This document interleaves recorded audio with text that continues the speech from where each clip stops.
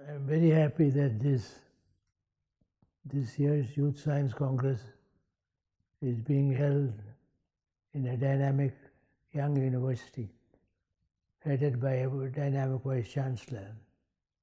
Himachal Pradesh is a gift of nature to mankind, a beautiful state with beautiful people, and I'm happy that the Youth Science Congress is being held in a location where our young people can admire the heritage of our country in terms of nature, in terms of biodiversity. I'm also happy that this conference is inaugurated by His Excellency the Vice President of India, who has been a great supporter of science and scientific achievements. We may recall that Jawaharlal Nehru once said that the future belongs to science and those who develop friendship with science. You all young scientists who are going to build a new India, one of the first tasks is to make friendship with science, because science and technology shows you how to use your natural resources in a sustainable way. Sustainable development is called Sustainable Development Decade because any development which is not sustainable is not also worthy of it. Sustainability has several dimensions: the environmental dimension, the economic dimension, and the social dimension. The social dimension, we must make discrimination and gender, we must make it a problem of the past. In fact, I am very happy to see among the youth scientists a large number of young women scientists. Himachal Pradesh will tell us how the women of the state have nurtured this beautiful apple industry. The whole dairy industry, 75 million women are involved. So that when I say sustainable development, we have to take the ecological, not only the ecological dimension, but also the social and gender dimension. We are today in India in a very interesting situation where we have developed considerable amount of infrastructure for science and education. Scientific education is getting popular from childhood onwards, because science offers solutions to promoting a healthy life. And at international level also, more and more scientific collaboration is being practiced. But ultimately, it's the education which is important. That is why the Youth Science Congress is being held in universities and agriculture universities or general universities.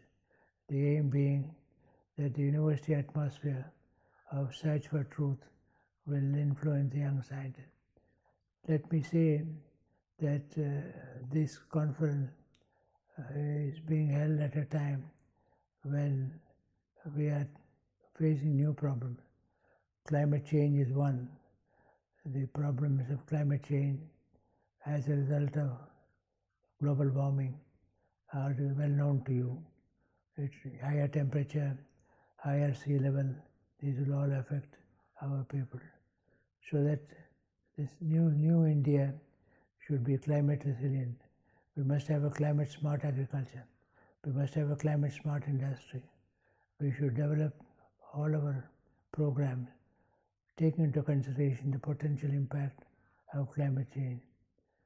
There is also the need today of looking at, in the field of agriculture, post-harvest technology and management. Himachal Pradesh, for example, is full of fruits, apples, pears, pineapple, and many other fruits. But the spoilage is high. Post-harvest management of all these apple and other fruit trees is very important. Above all, we should remember that in a new India, no child, woman or man should go to bed hungry. Where hunger rules, peace cannot prevail. And therefore, our first duty in building a new India is to ensure that there is no hunger. The hunger can be several kinds: calorie deprivation, Fortunately, our government has introduced a new bill, Food Security Act, which can provide the food necessary for those who need social support. Then the whole question of protein, calorie malnutrition. Finally, there is micronutrient deficiency, like zinc, iron, iodine, vitamin A. In the case of micronutrient deficiencies, I will urge the young scientists here to ensure that we are able to solve it quickly, because vitamin A deficiency in a child can affect the eyesight. It also can affect cognitive abilities. But there are simple methods of marrying agriculture with nutrition. For example, genetic gardens of biofortified plants. Sweet potato, which grows very well here, has a very high degree of vitamin A. Genetic garden. I request every young scientist here to develop a genetic garden of biofortified plants.